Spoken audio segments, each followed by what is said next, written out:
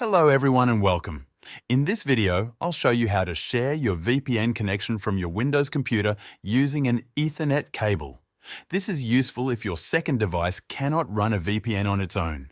For this tutorial, we'll be using NordVPN, one of the most trusted and fast VPN services available today. If you want to try NordVPN for a great price, check the link in the description. First, make sure you have NordVPN installed on your Windows computer.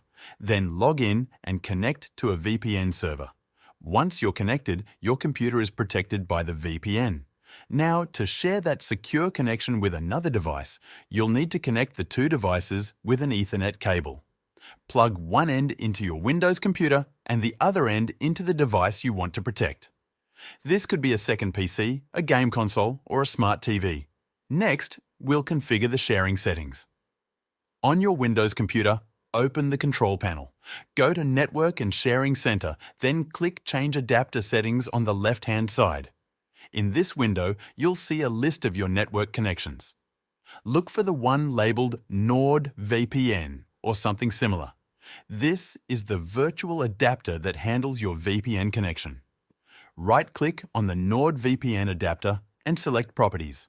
Then, go to the Sharing tab. In the Sharing tab, check the box that says Allow other network users to connect through this computer's internet connection.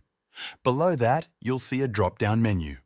From that list, choose the Ethernet adapter that connects to your second device.